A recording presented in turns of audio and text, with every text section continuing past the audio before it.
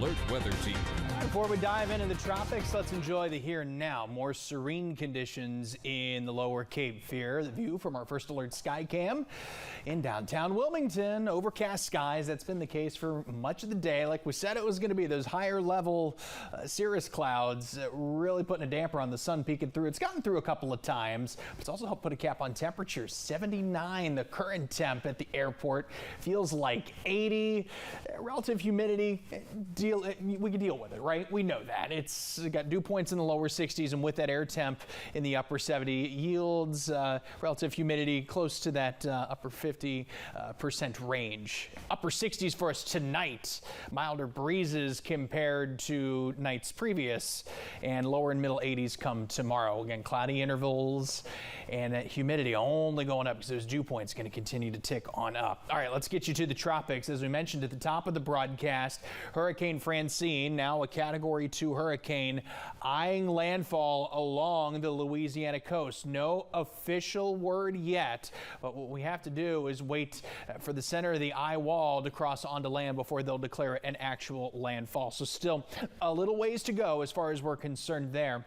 Notice general weakening, still the forecast trend. At this point, the track cone, we know that this is going to move off to the north and still keep about the heavy rains and possibly bring about some flooding concerns. We know it's already doing that along the Gulf Coast, so spots off to the north going to have to watch as well. The other big development today is this, the development of Tropical Depression 7 out of Invest 91L just to the west of the Cabo Verde Islands.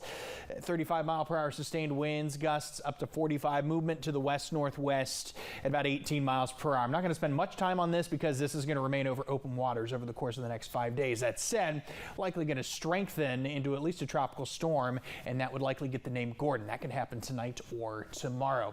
Elsewhere, a couple other Invest tagged systems that have some low development chances here the next 2 to 7 days. They are east of the Caribbean islands at this point, but again, low development odds there.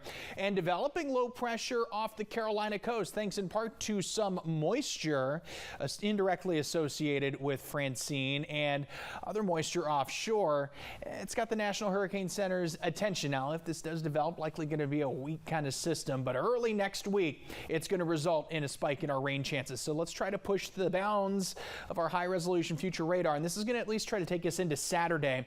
We see the rotation here, of course, from Francine off to the north. That is going to go, and then here's moisture off to the south. That's likely going to remain. Some of these outer bands bringing enough of that moisture here over the course of the next 24 hours to the Cape Fear, mixing in with some offshore moisture too. So those rain chances going to continue to be on the rise. Probably a good idea to have that umbrella on standby for your Friday.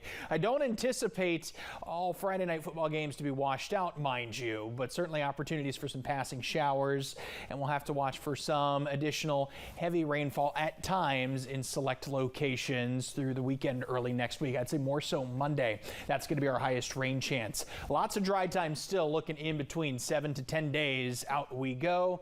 Temps still running a little bit below average here though, Fran. So all in all, reasonable temps, but an opportunity to keep that umbrella around. All right, good advice. Thanks so much. Conditions are deteriorating across southern Louisiana.